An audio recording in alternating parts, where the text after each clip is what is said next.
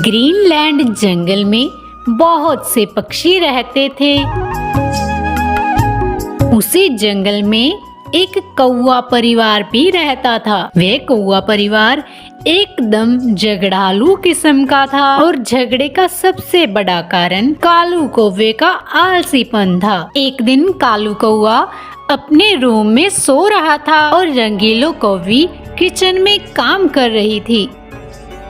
हाय रे, एक तो घर का इतना सा काम, ऊपर से रिंकू के पापा हैं जो उठने का नाम नहीं लेते। ऐसा बोल रंगीलो कौवी कालू कौवे के पास चली गई। अरे ओ कालू जी, अब आप उठेंगे भी या यूं ही सोते रहेंगे? कोई काम वाम भी ढूंढ लो जरा। रिंकू की स्कूल फीस और ट्यूशन फीस पिछले 2 महीने से भर नहीं पाए हम। उठो जरा, चाय पीकर काम वाम ढूंढने चले जाओ। अब ऐसे कब तक चलता रहेगा? ऐसा बोल रंगीलो कौवी वहाँ से चली गई और अपने काम में जुट गई और कालू कौवा भी करहाते हुए उठा। मर गया रे, मेरी तो किस्मत ही फूटी है।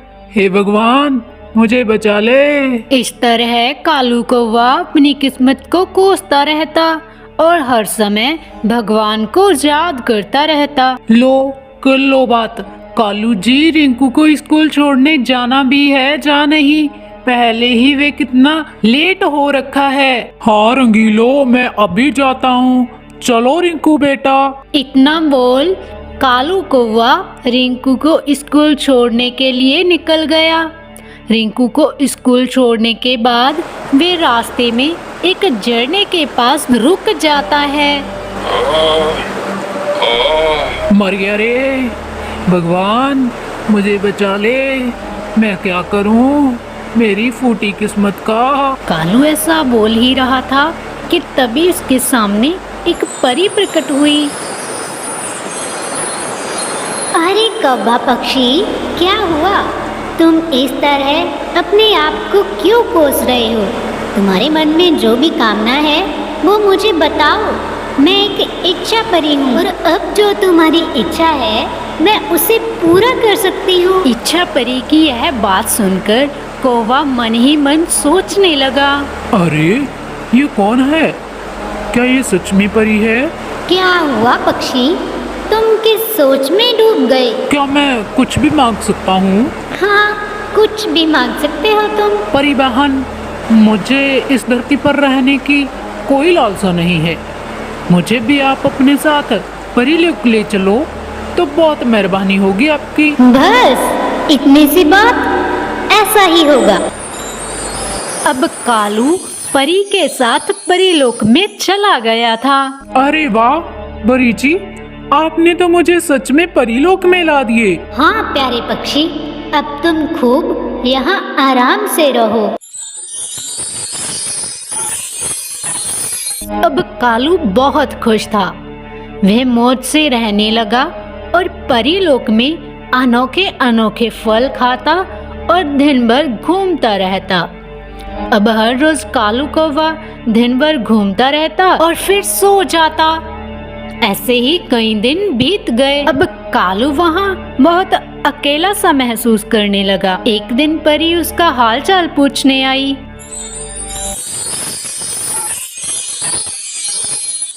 क्या हुआ कौवा पक्षी? कालू बहुत उदास व मायूस सा होकर परी की ओर देखने लगा। दिन तो मौज से कट रहे हैं ना? परी जी, दिन तो बहुत मजे से कट रहे हैं, लेकिन मैं बिल्कुल अकेला हूँ। मुझे मेरे साथियों की बहुत सी याद आ रही है। अगर आप उन्हें भी यहाँ बुला लेते तो बहुत अच्छा होता। अगर ऐसी बात है तो मैं तुम्हारे साथियों को भी बुला लाती हूँ।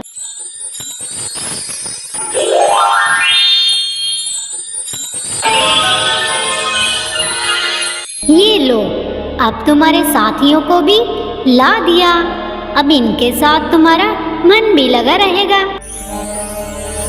कालू बहुत खुश हो गया था क्योंकि अब उसके साथी भी उसके साथ जमा थे। अब सारे कौवे एक जगह पर जमा थे तो तभी उन्होंने गाना गाना शुरू किया।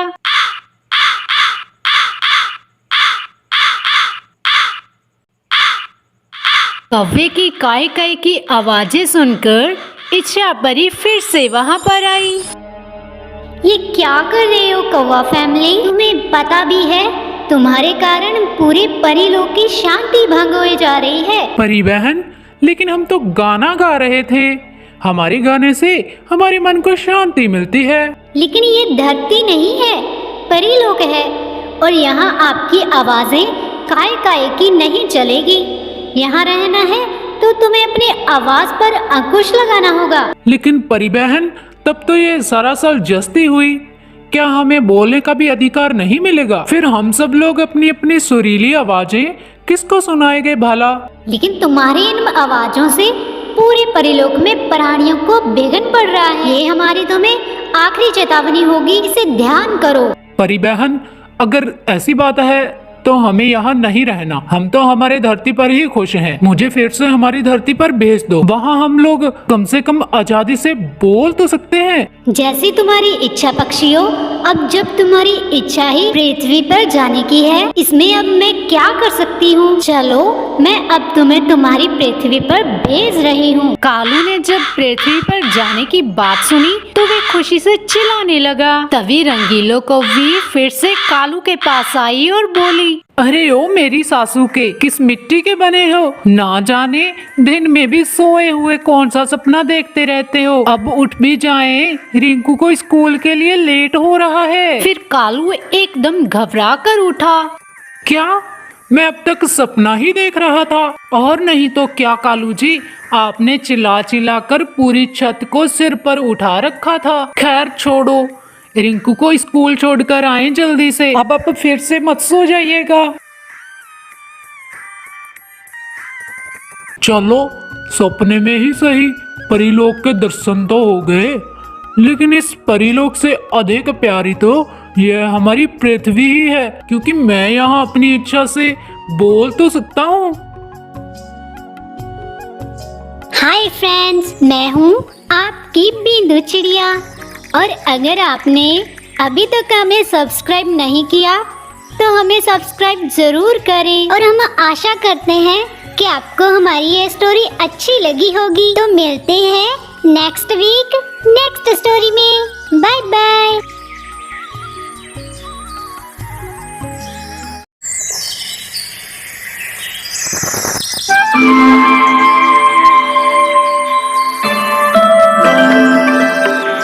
दीपावली का त्योहार आ रहा था। बाजार में सभी तरह के साजो सामान की स्टॉल लगे थे। सभी ओर खुशी का माहौल था। उसी जंगल में टोनी अपने परिवार के साथ रहा करती थी और बल्लू चिड़ा मेहनत मजदूरी करके अपने परिवार का पालन पोषण कर रहा था। बल्लू को काम मिल जाता तो उसका परिवार भरपेट खाना खाता, लेकिन किसी किसी दिन तो बल्लू को कोई काम न मिलने के कारण उसका परिवार भूखा ही रहता था। बल्लू जी, कल दीपावली है, कहीं से पैसे का इंतजाम हो जाता तो बच्चों के लिए थोड़ा मिठाई और पकवान बना लेते, वरना इस बार तो दीपावली के दिन भी हमारे बच्चे उदास रहेंगे। टूनी, तुम्हें तो पता ही है, मेरा बस चले तो बच्चों को वो हर चीज दिला दूं जो वो लेना चाहते हैं, मगर मैं क्या करूं? पिछले 2 दिनों से मुझे कोई भी काम नहीं मिल रहा। रोज काम की तलाश में निकलता हूँ, मगर खाली हाथ लौटना पड़ता है। हे लक्ष्मी मैया, कृपा बल्लू जी को आज काम दिलवा देना, वरना हम गरीबों की दीपावली कैसे मनेगी। टोनी और बल्लू काम के सिलसिले में बातचीत करने के बाद बल्लू वहाँ से काम की तलाश में निकल गया और टोनी चिड़िया वहाँ से उड़ते हुए अपने घर लौट आई।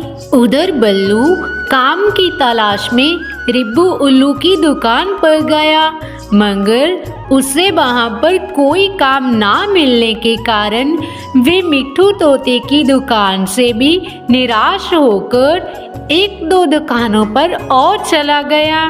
मगर उसे उस दिन कोई काम नहीं मिला। वे निराश होकर एक जगह पर बैठ गया। अब क्या करूं मैं? कहाँ जाऊं काम की तलाश में? अगर काम ना मिला तो बच्चों के दीपावली के उपहार कहाँ से लाकर दूंगा मैं उन्हें? मुझे कोई काम ढूंढना ही होगा। मैं अपने बच्चों के चेहरे पर उदासी नहीं देख सकता।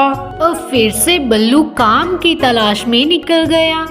थोड़ी दूरी पर आते ही उसे एक बड़ी सी दुकान दिखाई दी। बल्लू उस दुकान के मालिक के पास चला गया। तभी दुकान का मालिक बोला, जी बोलिए बोलिए, क्या चाहिए आपको? मिठाई, पटाखे, कपड़े या गहने? जल्दी जल्दी बताओ, दुकान बंद करने का समय हो जा रहा है। जी वो नहीं मालिक, मुझे तो काम की तलाश थी। अगर कोई थोड़ा बहुत काम मिल जाता तो आपकी मेहरबानी होती साहब। लेकिन मुझे तो अब तक किसी की जरूरत नहीं थी। मेरा काम तो ठीक तरीके से चल रहा है ना। मालिक, हो सके तो मुझे एक मौका दो। मैं आपके हर छोटा बड़ा काम करूंगा मालिक। मुझे सिर्फ काम चाहिए। लेकिन अब तो दुकान बंद करने का समय हो गया है। सुबह तुम मेरे घर पर आ जाना। ये लो मेरे घर का एड्रेस और ये 100 रुपये रख लो। आज का तो कोई काम नहीं है, लेकिन कल को समय पर आ जाइएगा इस एड्रेस पर। ये मेरे घर का एड्रेस है।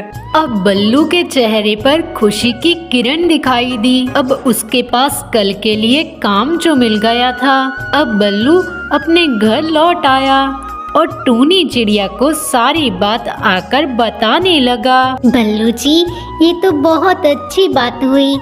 हमारी लक्ष्मी मैया ने सुन ली। अब हमारे बच्चे भी कल दीपावली का त्योहार जरूर मनाएंगे। अब गहरी रात के बाद अगली सुबह होते ही बच्चे स्कूल के लिए निकल गए। सुबह के 8 बज रहे थे, लेकिन बल्लू चिड़ा अब तक सो रहा था। तभी टूनी चिड़िया वहां आई और बोली, बल्लू जी उठ जाएं। जरा सुबह के 6 बज रहे हैं और आज तो आपको नए काम पे भी तो निकलना था। इतना सुनते ही बल्लू अपने घोंसले से उठा और बोला, टूनी, मेरे सर में बहुत दर्द और आंखें दुख रही हैं। लगता है मुझे फीवर हुआ है। पता नहीं मेरी भी कैसी किस्मत है। भगवान जी मेरे साथ ही ऐसा क्यों करते हैं टूनी? पिछले 3 दिन से काम नहीं मिल रहा और अगर जब काम मिला तो मेरी तबीयत बिगड़ गई। टूनी, मुझे काम पर जाना ही होगा। मुझे बहुत मुश्किल से काम जो मिला है। बल्लू जी, आप भला कैसे काम करोगे? आपको तो तेज बुखार है और ऐसी हालत में आपका काम करना ठीक नहीं होगा। अगर आप ज्यादा बीमार पड़ गए तो। और दूसरी बात, भगवान जी कभी बुरा नहीं करते, वो अच्छा ही करते हैं। आप टेंशन मत लो, आप घर पर आराम करना। आपकी जगह पर मालिक के घर मैं चली जाऊंगी। अब इतना बोलते ही टूनी चिड़िया ने बल्लू से कालू कौवे का एड्रेस लिया और कालू कौवे की घर की तरफ निकल गई। उधर कालू कौवा अपने घर में बैठा हुआ था। तभी वहां पर टूनी चिड़िया आई और अपनी सारी बात आकर कालू कौवे को बताने लगी। उधर गौरी सब सुन रही थी। ओह कालू जी, जान न पहचान, तू मेरा मेहमान। ये क्या बात हुई? आप हर दिन किसी न किसी अनजान व्यक्ति को घर पर बुलाए ही रखते हो। इतना बोलते ही गौरी कौवी कालू कौवे और टूनी चिड़िया के पास चली गई और कालू कौवे से बोली, कालू जी, आप ऐसे क्यों भिखारियों को हमारे घर पर बुला लेते हो? ये भला कोई बात हुई? और हाँ, तुम तो इसके पति की बात कर रहे थे ना, तो कहाँ है इसके पति? वो काम पर क्यों नहीं आए? जी मालकिन, वो उनकी तबीयत ठीक नहीं थी, इसीलिए आपके घर पर कोई भी काम ना मैं कर दूंगी, इसीलिए उनकी जगह पर मैं आई हूँ। गौरी, इसका पति कल हमारी दुकान पर आया था और काम के सिलसिले में बोल रहा था। तभी दुकान बंद करने का समय हो गया था, तो मैंने इसके पति को हमारे घर का एड्रेस दे दिया और हमारे घर पर ही बुलाया था। मैंने सोचा दीपावली के कारण हमारे घर में जो पार्टी है ना, तो उसका छोटा मोटा काम हम इनसे करवा लेंगे। अच्छा ठीक है, अब जल्दी जल्दी बाहर वाले बगीचे और स्टोर रूम का कचरा है ना जो, वो साफ कर दो। हाँ, काम में एकदम चटाक और फटाक होना चाहिए, समझ गई ना तुम? जी मालकिन, एकदम बढ़िया और जल्दी ही होगा। फिर गौरी कौवी अपने रूम में चली गई और कालू कौवा भी काम के सिलसिले में घर से बाहर चला गया। चलो, अब मैं जल्दी जल्दी बगीचे का काम खत्म करने के बाद स्टोर रूम की सफाई कर दूंगी। उसके बाद बल्लू जी को भी डॉक्टर को दिखाना है ना। ऐसा सोचकर टूनी चिड़िया अपने काम में जुट गई और ये सब गौरी का बेटा जग्गू देख रहा था। जग्गू बहुत शरारती व शैतान बच्चा था। अरे, ये आंटी तो कितना फास्ट काम करती है, लेकिन मेरे से फास्ट कोई नहीं। अब देखो मेरा कमाल। अब ऐसा बोलकर जग्गू घर के अंदर स्टोर रूम में चला गया और वहां जाते ही 2 पटाखे रख दिए। अब देखना, अब भाई का मजा। अब मैं इन पटाखों को जलाऊंगा और आंटी को यहाँ पर भेज दूंगा। जब पटाखों की आवाज आएगी तो आंटी डरेगी। ये मजा तो आएगा। पटाखे जलाकर अब जग्गू टूनी को बाहर बुलाने जा ही रहा था कि तब भी उसी कमरे में गौरी कौवी चली गई। स्टोर रूम में पटाखे जलने के कारण आग लग गई। ये सब देखकर वहीं पर गौरी कौवी बेहोश हो गई और जग्गू भागते हुए टूनी के पास आया।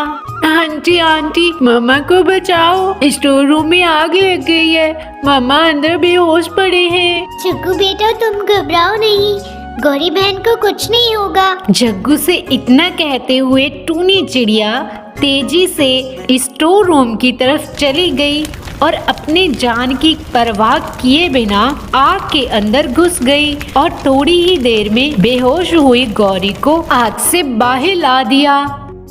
मरहम पट्टी के बाद गौरी को होश आया। तब भी थोड़ी देर में वहाँ पर कालू कौवा भी अपने घर लौट आया और फिर कालू कौवे ने गौरी की ऐसी हालत देखकर गौरी से पूछा, गौरी जी, ये क्या हुआ?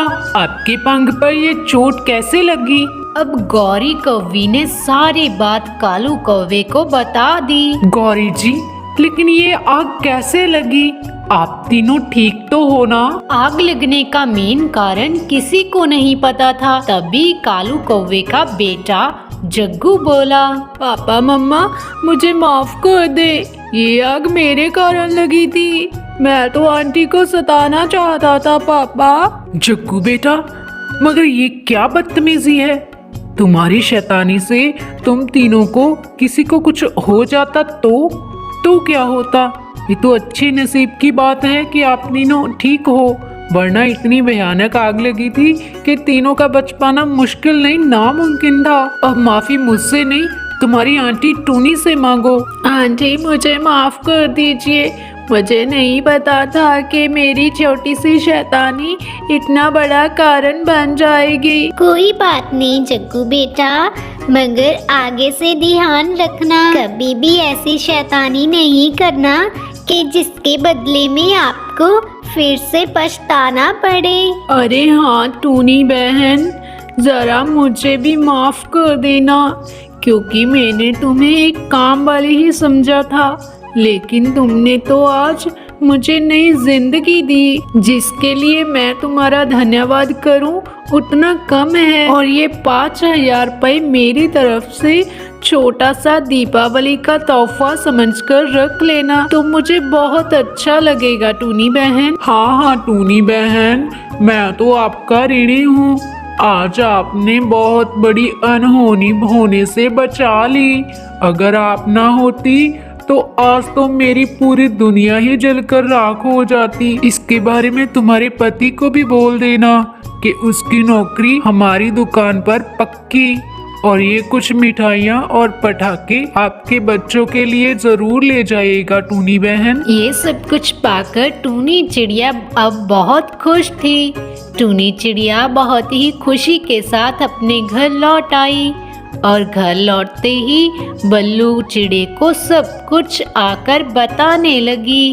अरे वाह टूनी, ये तो बहुत अच्छी बात हुई। आखिर लक्ष्मी माँ ने हमारी सुन ही ली। अरे वाह मम्मा, मैं तो कचौड़ी और बर्फी खाऊंगी। अरे हाँ चिक्कू दी, मैं तो पटाखे जलाऊंगा। अब ऐसा बोलते ही टूनी और बल्लू ने अपने घर की सजावट की और घर की सजावट के बाद लक्ष्मी माँ की आरती की। अब टूनी और उसका परिवार बहुत खुश था। बच्चों ने अच्छे अच्छे पकवान खाए और पटाखे भी चलाए।